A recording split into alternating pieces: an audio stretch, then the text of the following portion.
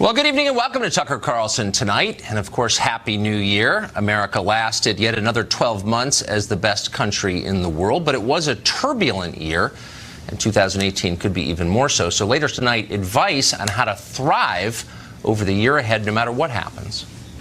But first, this country's largest state has taken another dramatic step toward disunion and open defiance of the federal government.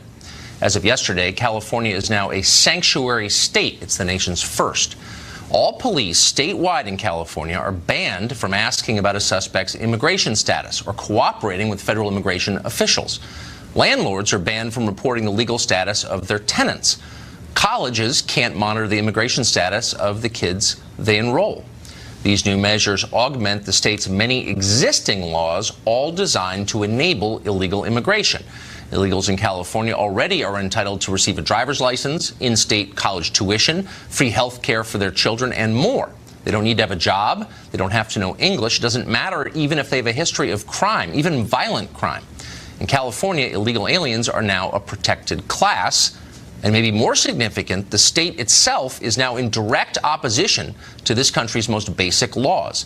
55 years ago this month, Governor George Wallace took his oath of office and pledged resistance to federal authority, effectively declaring Alabama its own country. You know the history.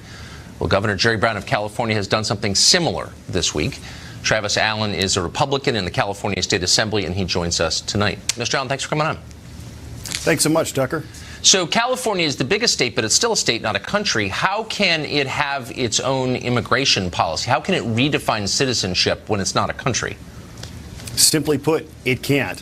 This whole sanctuary state is entirely illegal, and we're actually welcoming Trump and Sessions to come out to California and take them to court. But how does this end? I mean, when states declare publicly, we're not following the laws of the country, we're making our own laws, and there's nothing you can do about it. I mean, that sounds like the beginning of a schism, a split, a war. Without a doubt. I mean, California truly has become the center of the quote-unquote resistance to the president and everything that seems to make common sense in the United States. So with Jerry Brown's recent action of the sanctuary state, Californians don't even agree with this. But the politicians that are running the state in Sacramento, keep in mind the legislature up until just recently was 2/3 Democrat, and all of the statewide officers are Democrat as well, passed this law, even though Californians are absolutely against it. What's so striking in the specific case of California is that the state is hemorrhaging its middle class. They're moving to neighboring states, north and east, in huge numbers. And it's been written about a lot. The state doesn't seem to care. And even as this happens, seems to be importing a lot of new, much poorer, less educated people. What's the thinking there? You know, I really don't know that there is a thinking there. You know, a lot of Sacramento and San Francisco exists really in its own bubble. The numbers came out just recently. 243,000 Californians have left in just the last few years, taking about $8 billion with them. And in their place, of course, now we have this burgeoning illegal population, which now, as you mentioned, has protected class status. And it gets very bad because, you see, this is California taxpayer dollars being used to shelter criminals who are committing crimes while they're here. And these aren't small crimes. We're talking assault on a police officer, domestic battery, animal cruelty, possession of concealed weapons, biological agents. I mean, these are real crimes, and yet Jerry Brown and the California Democrats want to essentially ignore federal immigration law and protect these people at California's expense. And that's just wrong. But ignoring immigration law is not the same as ignoring other kinds of law, because it gets to the deepest question about any country, which is who's a citizen and who's not, who deserves to be here, who doesn't, what are borders. And so California can't, your governor can't expect this to go ignored. You can't just decide you're not going to enforce the borders and expect Washington to do nothing. Is there a showdown coming?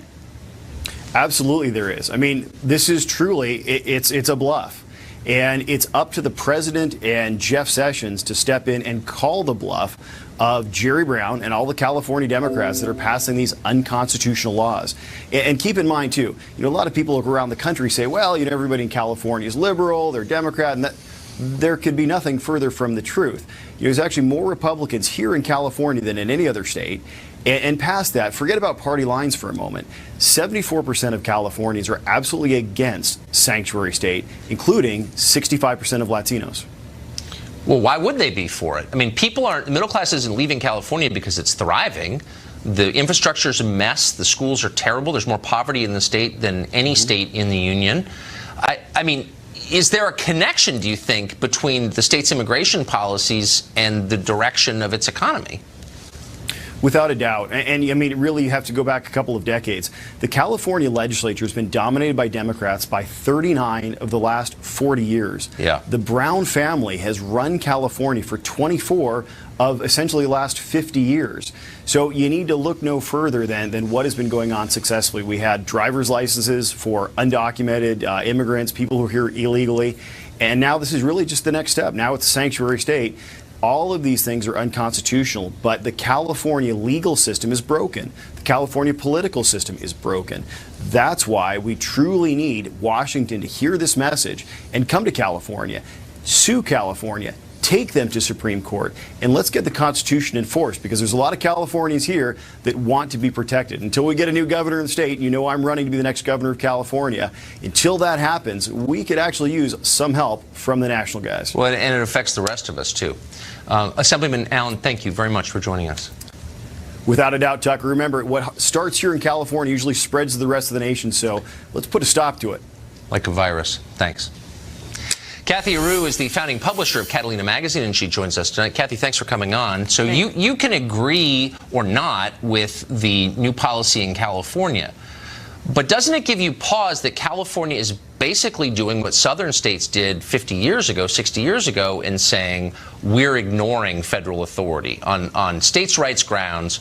We're not going to acknowledge that your law is valid. Liberals used to be against that. They're not anymore. It's quite the opposite. I mean, they're allowing the federal government to do what it's supposed to do. The state and local governments are not supposed to handle immigration and ask people for their papers. So if anything, they're giving the authority back to the federal government, not taking it into their own hands. No, because there are many specific cases where the state of California, as a matter of policy, has refused to hand over, and this law codifies it, criminals to the federal government. They are refusing to cooperate with federal law. They're saying we don't acknowledge that law is valid. And how is that different from what George Wallace said? No, it's not like that at all. And as a matter of fact, this is not the first state to become a sanctuary state. Oregon is a sanctuary state, and Oregon is one of the safest states in our union. And sanctuary states and sanctuary cities are some of the safest places to be in the United States. That's simply not true. Yes, it is. Well, South Carolina is one of the unsafest this has actually states. been studied at some length. Right. Let me ask you though. California is not one of the safest places. Its cities, in many cases, are a mess. But its economy is in tough shape, and there's more poverty in that state and more homeless people in that state than any other state. And California doesn't house 67% of all the homeless in California have no shelter. Why the emphasis on coddling people from another country when California's own citizens and residents are suffering in huge numbers? Well, these people from another country aren't exactly hurting the system in any single way. They wouldn't be here if the work and the jobs were not here. So these people are not hurting our system. Oh, really? Because there are 135,000 homeless people in the state of California. The overwhelming majority have no jobs, have no homes, are living outside, the overwhelming majority of them, and yet somehow there's a need for more low-wage labor in the state? Why shouldn't the state be attending to their needs before the needs of people who snuck in illegally from another country? Well, they're not coddling. They're not helping these immigrants in any way. These immigrants are here. You mean they're giving them driver's license? Well, slow down. They're giving them driver's license. They're paying for schools. They're paying for health care, infrastructure, and then they're saying the feds. Immigrants pay taxes. No, actually, hold on. Yeah. Every illegal immigrant working in this country is using fake federal documents illegally. That's a felony, by the way. You fake documents. They're not all paying taxes. You know that that's not true. But the point is, why should the state attend to their needs when you've got more homeless people living in California than live in the entire city of Dayton, Ohio? That's a lot of people. Immigrants are paying millions of dollars in taxes. They are helping the state, and they wouldn't be there if there wasn't work. So if there's anyone's problem, are the corporations that are hiring these immigrants. But what about the Californians who were born there, or who are naturalized Americans, who were born somewhere else but came here legally, who don't have work, who are, again, living outside?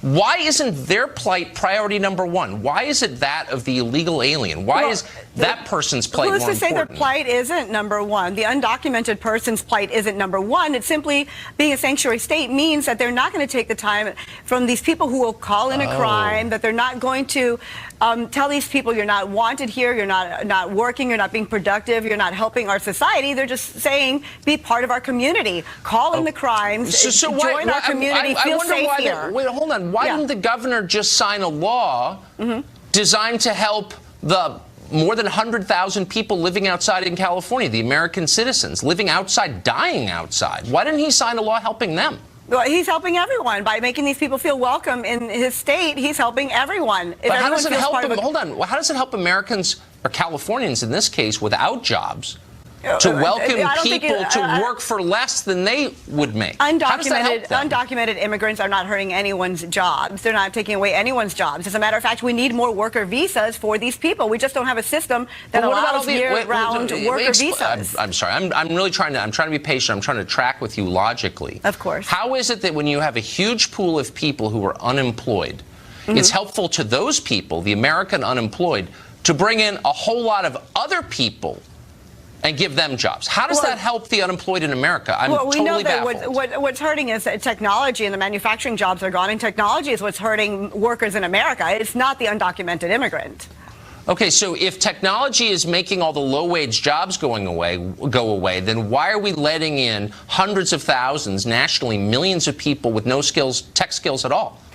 We have immigration's at an all-time low. So it's not at an all-time low. That's a made-up statistic. It's not a made-up statistic. It was actually bigger in the 70s. Okay, but so it is lower right now than ever. That's not true, actually. Yes, I know the numbers. But let's just, in one sentence, if technology is making it harder for people who don't have advanced tech skills to find work, why in the world are our politicians letting in millions of people with no tech skills at all? Well, because they're probably needed. They're needed. But you just said they weren't going to be needed because they're going to be displaced by technology. Well, right now they are needed. These workers are needed year-round, and we need visas for these type of workers, and we need for them to feel comfortable in our country. Okay. Thank you, Kathy. I appreciate it. Thank you. Steve Cortez worked on Donald Trump's presidential campaign on the Hispanic Advisory Council, and he joins us tonight. Thanks a lot for coming on tonight. I appreciate it. So you sort of press a little bit on the economic rationale for this, and no one's attacking immigrants. I'm certainly not. But you got to kind of wonder about the motive. If you have someone arguing simultaneously that technology is making low-wage jobs disappear, and that's true, and at the same time arguing we need millions more low-wage workers in this country. What is the actual motive here? Right. No, you can't have it both ways, Tucker, and you're exactly right. And by the way, I say this as an Hispanic and as an immigrant son. No one suffers more from illegal immigration than Hispanic Americans, whether they be native-born or legal immigrants. And legal immigrants go through a difficult, long process to become American citizens. So they are the most cheated when we allow and tolerate illegal immigration. But to your point, too, of what's the motive here? Why does the left want so many illegal immigrants? Why do they want amnesty? Let's just be honest about it, Tucker. They want their votes. They think the more amnesty they grant, the more votes they will get. They're having a hard time in America. They've been in systemic decline, particularly in the state houses of American elections. And they think one way to reverse that is millions of new workers, millions of new who will flood the workforce. And as you said, create an unnaturally low wage to compete with American workers, many of them Hispanic. They don't care about that. But they will also get millions of new votes. So it is a crass political calculus which they've engaged in and which they're pursuing. And let's be honest about it. So I don't want to believe that because it's an inversion of the duty of government, which is to look out for its own people, its own citizens. And here you have a state, California, where the middle class is literally running away and enriching all the neighboring states and being replaced by poor people with no skills who aren't even here legally. That seems like the opposite of what the government should be doing to its own people. Well, Tucker, of course it is. Which is why, by the way, we need, listen, I love immigration. I'm not anti-immigrant, far from it. It's why we need to move to merit-based immigration. Chain migration has been a disaster for this country. Exactly. It's a disaster for our economic security, for our national security. The visa lottery system is an insanity that has to be ended yesterday. We need to move to an immigration system that makes sense for America, people who bring drive and skills and who love our country and love our values. That's where we were historically and where we need to be again. But without chain migration, California would be the California that voted for Ronald Reagan twice. I mean, it's had massive political upside for the Democratic Party. No, and again, I think that's the crass calculus that the Democratic Party is engaged in. And you know what, too? Your earlier guess is right. We should take heed here, because often what happens in California, whether it's fashion or television or politics, what happens there does bleed into the rest of the country. And we should take notice. Do we want to become California, which right now is in many ways a third world place? It's a place of incredibly rich elites and then incredibly impoverished, dependent underclass. That's what the Democratic Party wants to create through mass migration, through chain migration, through illegal immigration. That's not the America that we want to live in. It's not the America that Hispanic Americans want to live in. Totally right. And if you're in Santa Barbara or Pacific Heights, you don't even see it, but it's there. Steve, thank you for that. That was really interesting. Thank you. Donald Trump was mocked, attacked really, for saying the Obama administration spied on him. But 9 months later, reassessed that statement. Was he right? Plus, after a 2017 where the country nearly tore itself apart, we've got suggestions for surviving this new year. Coming up.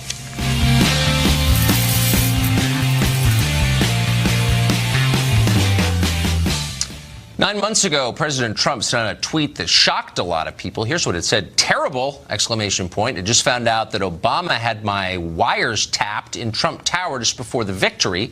Nothing found. This is McCarthyism. Now, the press jumped on that tweet. The claim was ridiculed, to put it mildly. Should it have been, though? Is it time to reassess? Maybe that was true. And if it is, kind of a big deal. Michael Flynn had his life destroyed, apparently because the FBI was monitoring him. Meanwhile, the FBI may have used the infamous Trump dossier to justify a FISA warrant against the Trump campaign. Obama administration officials unmasked Trump aides whose phone calls were then monitored. It looks an awful lot like the past administration deliberately spying on its political opponents. Isn't that what they got Nixon for? Dan Bongino is a former NYPD officer and Secret Service agent, and he joins us tonight.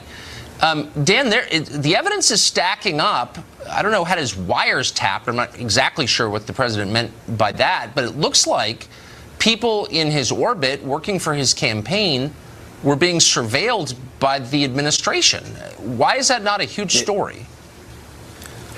Tucker, it should be. We're only looking at what I believe to be the biggest political scandal of our lifetime. Chalk that up to hyperbole if you're a liberal out there who's frightened by those words. I don't care. I couldn't care any less about your opinion on this. We know some things for a fact right now. Yeah, was the use of the word wiretap maybe poorly worded, but Trump wasn't a federal agent. He's just using the word as people in normal, everyday conversation would use it. Was Trump surveilled, as you said? Tucker, no reasonable, sane person can question that. Was Trump surveilled by the Obama administration? No reasonable person can question that. Is there still no evidence of a predicate crime to surveil your opposition political presidential candidate who won the presidential election? We know that for a fact, too. And yet liberals seem to be whistling Dixie. They seem to have no problem with what, in my opinion, is an unbelievably blatant attack on the constitutional republic and an effort to overthrow a lawful election. So when you say we know, I just want to give one example that I think is kind of definitive, or close to definitive anyway. In the statement of offense that the independent counsel, Robert Mueller, put out about General Flynn, there is mention a number of times of phone calls between Flynn and transition officials, one of whom is described as a senior transition official, a Trump guy. And remember, this is before the inauguration, and the contents of those calls is described in some detail. Isn't that prima facie evidence of surveillance? Only if you're not in a mental hospital. I mean, Tucker, how do you think they got this information? ESP? Yeah. Extrasensory perception? I mean, they got this by applying for a FISA warrant to spy on Trump campaign officials under the guise of using what we would call reverse targeting. In other words, Tucker, let's pretend we're targeting a foreign agent as a predicate reason to really listen to an American citizen we're targeting in the first place, hence the term reverse targeting, which, by the way, Tucker, entirely defeats the purpose of the Bill of Rights. That's why libertarians and strong conservatives out there have always been skeptical about the monopolistic power of the government right now to surveil people without probable cause warrants. Yeah. And this FISA thing is a scam. It should concern everyone, regardless of your political stripes. Then why do Republicans in Washington, because I'm going to disagree with you on that, Republicans in Washington have defended this since right after 9/11 and assured us that it stopped a lot of terror plots. They never provided evidence for that, but that we're not supposed to complain about it. It's unpatriotic to raise questions. Why have so many D.C. Republicans defended this so relentlessly for so long?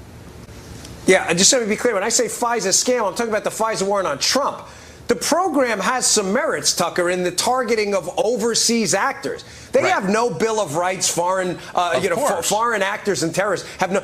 I'm not suggesting that. But I'm talking about specifically. Americans swept into this, or this program being used as a pretext, basically, to spy on Americans. Why wouldn't that be of grave concern to everybody? Because you have liberals right now and a far-left activist group that is so infected with the Trump derangement syndrome virus that they're willing to literally forfeit away everything, including, Tucker, the potential in the future that they themselves could be the very same targets of the big government police tactics that they're championing now in the effort to attack Trump. That's it. And thank heaven we have Richard Goodstein. We're going to ask about that, who's sitting on the set. Dan, thank you. It was great to see you. Yes, sir. As promised, Richard Goodstein is with us. He advised, of course, both of Hillary Clinton's presidential campaigns. He's been in D.C. a long time, long enough to remember, Richard, when liberals, Frank Church of Idaho, senator, for example, really worried about the misuse of our spy agencies for domestic political purposes. Right. So, and I think they were spot on to worry about that, because these things can be misused. It seems pretty clear that the Obama administration was spying on Trump people before the inauguration. Why wouldn't that worry every American, no matter what you think about Trump?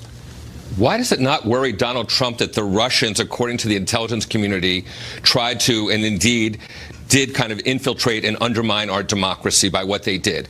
So that's the answer to the question, the discussion that you just had. It's not an answer. That's a bumper sticker. So let's get to the specifics. Look, you agree. You've defended Robert Mueller, and I've been very slow to attack Mueller, and I'm going to cite him now. So in the statement of the charges against General Flynn, he says that Flynn was on the phone with Kislyak, the Russian ambassador, and other foreign officials. And they were talking about what? They were saying, you know, we want to bring the U.S. closer to both Russia and Israel. Those are campaign promises that Trump made.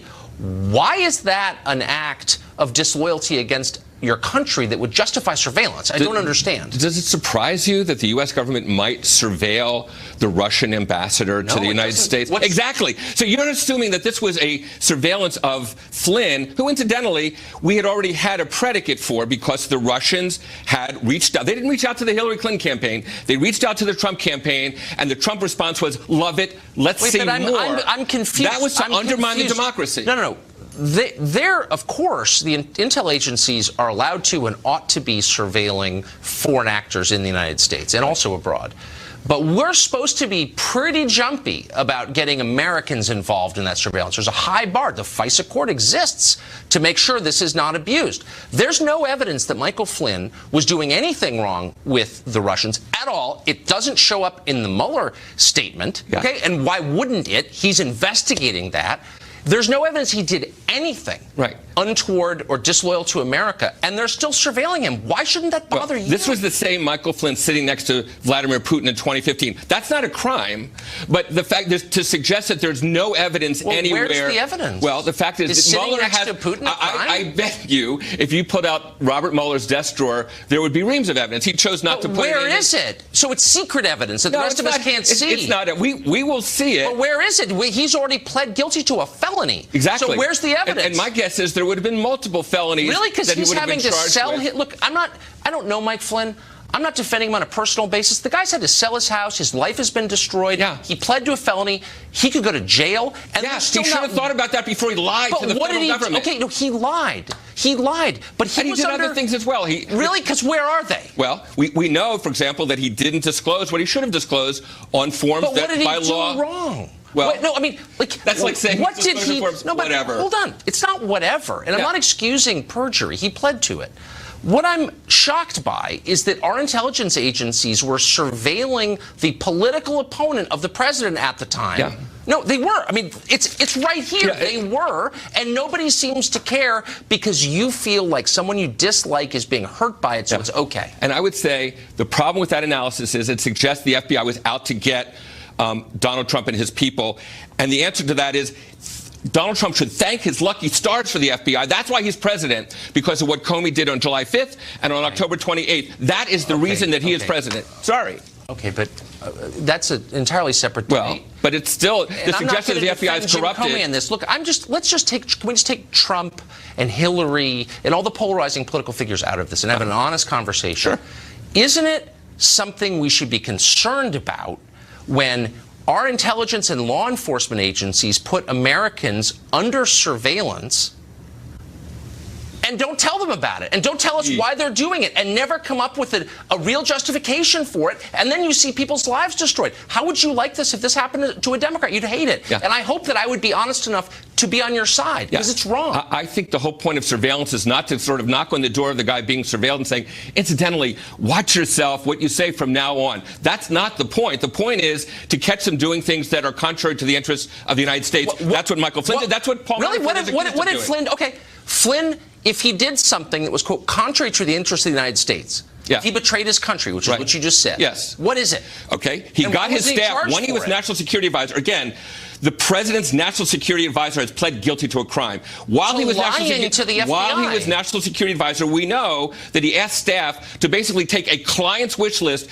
and put the United States seal on it and say, we want this to be U.S. policy. That is a problem. No, but you just accused him of disloyalty to his country. Yeah. Why hasn't he's been indicted? Why wasn't he indicted for that? Well, you have to ask Robert Mueller. No, I'm serious. But are you bothered? We don't have the answer because we're not Robert Mueller. But aren't you bothered by it? I'm not the least bit bothered that a prosecutor decides to go easy on somebody who's a cooperating witness. If it offends people, so be it. But that's tried and true. That's what prosecutors do. But there's still, he hasn't been shown to have done anything to hurt America. We've destroyed his life, and now we're nodding and saying it's okay that our intel agencies spy on Americans. Don't you see that our standards are getting really low? Well, again, Paul Manafort, I think we have reason to believe, was under surveillance for years, and I think that's what Donald Trump's really worried about, the conversations he had with Manafort were picked up. You may be right on Manafort, but it's just Flynn I'm obsessed with. I mean, he's a general. There's no evidence that he sold out America.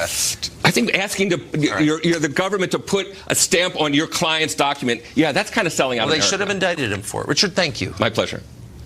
We've got some words of advice for 2018, in case you're in the mood for advice as you nurse your post-New Year's hangover. Plus, we'll take a look at Baltimore, the city of, where the police have been shackled and there has been a predictable and very sad surge in murders. We'll break down the numbers. Stay tuned.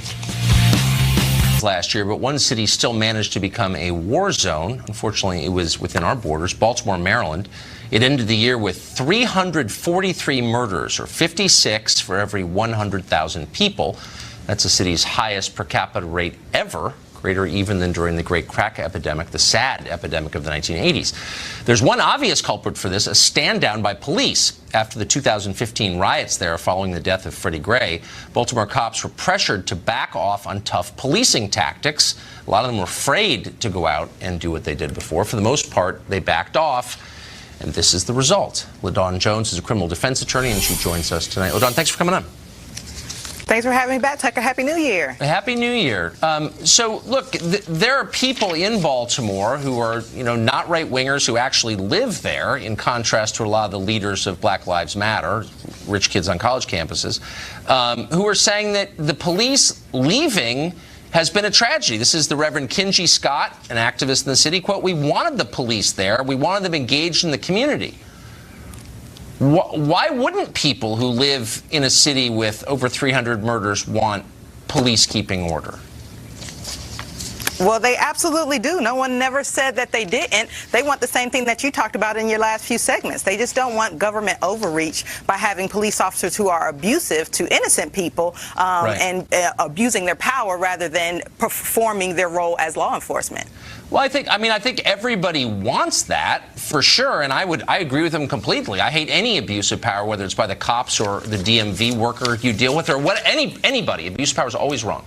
But that's not at all what the Black Lives Matter people in Baltimore were saying. I mean, it was the cops are the problem, the city's a bad place because of the cops, and then, of course, there were threats of violence against the police. So if you're a Baltimore police officer, why would you even bother to put your reputation or your life on the line to help people?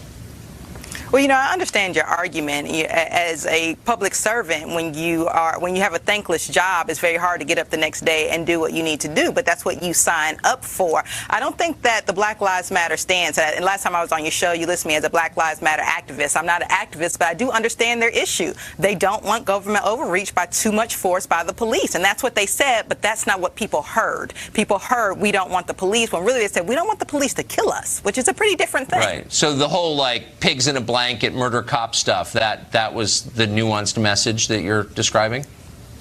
Well, I wouldn't think it is any more fair than to put all people who have this kind of negative and divisive connotation as for the whole city of Baltimore or the entire Black Lives Matter, any more fair than it would be to say that every white person is with the Ku Klux Klan or a neo-Nazi. That's not the case, right? No, that was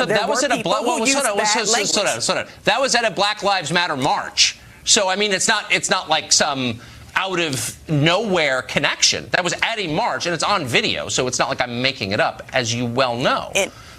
In every movement, there are detractors. There are people who try to take away from the real change and be divisive. There are people who are misled. We've seen that in every single movement that there was. Black Lives Matter is no different. But anyone who really looks at what they stand for, what they put out, what their leaders expose, is really getting to the 21st century policing and making sure there's no government overreach with all of us. You keep using that phrase. I mean, I doubt that you're against any kind of government overreach except this one. But with that, let's just stick to this topic. 2017, 343 murders in the city of Baltimore. Why is that?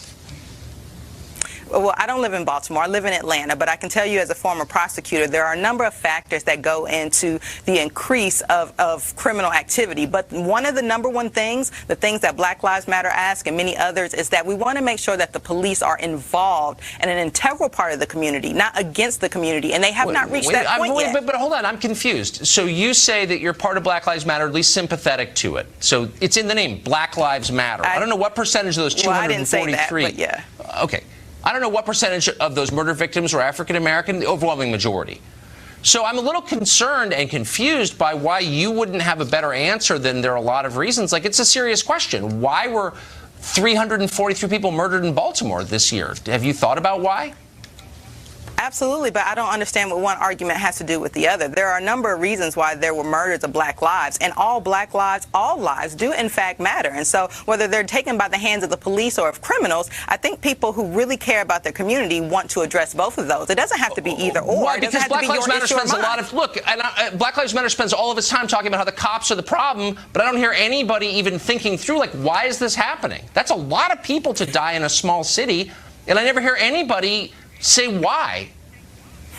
Tucker, I have a hard time believing that you really have a whole lot of conversations with Black Lives Matter to know what they only talk about. I'm having one right now, and I can't get a straight answer, which is a little bit revealing, I would say. Absolutely not. Well, see, that's exactly what I just told you when we came on. I'm not a Black Lives Matter activist, but I do understand why excessive force is an issue. Oh, but you haven't. As all Americans, I would hope that you would have, too. All Americans should think about this issue. And we're actually saying the same thing, but you want to divide. I want to get a real answer. But I'm not getting one. And that's the answer. What is the question? Thanks for joining us. I appreciate it.